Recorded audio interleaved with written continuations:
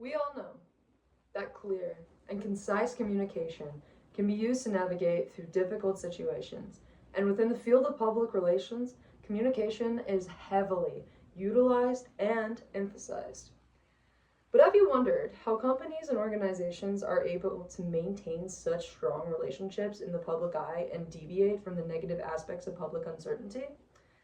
I'm Madeline Mathis, and today I'm going to be explaining to you the most interesting theory that I would love to learn more about further going on in this semester and in the future as a whole, the uncertainty reduction theory. So this most interesting theory, the uncertainty reduction theory, was brought forth by two gentlemen named Charles R. Berger and Richard J. Calabrese in 1975. And it explains how humans can utilize communicative strategies to reduce uncertainty with others.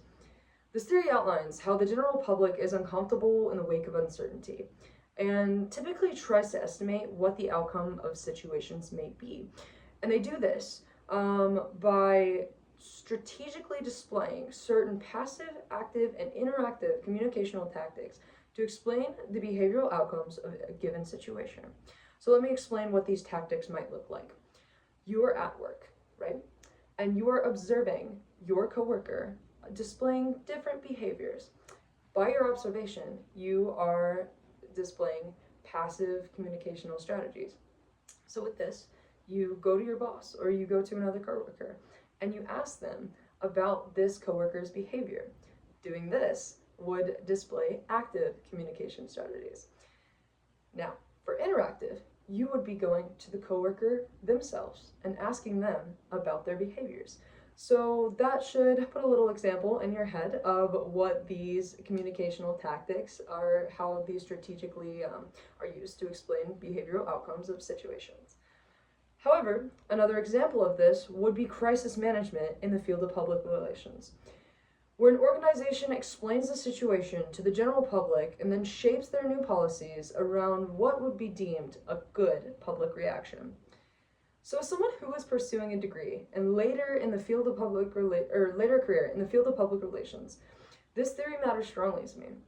And not only does understanding the uncertainty reduction theory help for later career opportunities, but it reflects upon my knowledge in this field as a whole, and it's why I found this theory so interesting to begin with. So with this, learning about this theory allows me to have a greater understanding of strategic communications, but also improves for relationship building and my outlook on organization or company to public relations.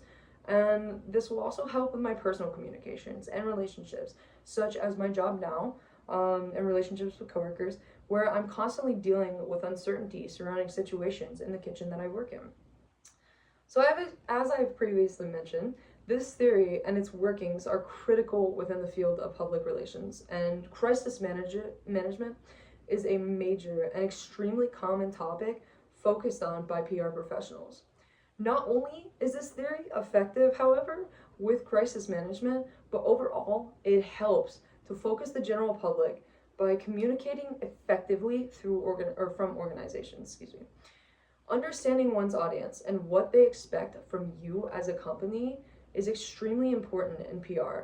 And as we know, this theory outlines how to effectively predict and influence an audience beliefs in favor of the company. So comparing this theory to the toolbox metaphor, right? I would say that the uncertainty reduction theory almost acts as a hammer. It's a tool you'll need at any given moment in your career as a PR professional, but also a useful and effective gadget to carry along with throughout life, constantly building relationships and predicting how to fix broken or breaking ones. Moving further into the semester, I would love to learn more about this theory and ways in which we can apply it to our communications and careers and life in general. Thank you. My name is Madeline Mathis, and I hope you enjoyed this speech.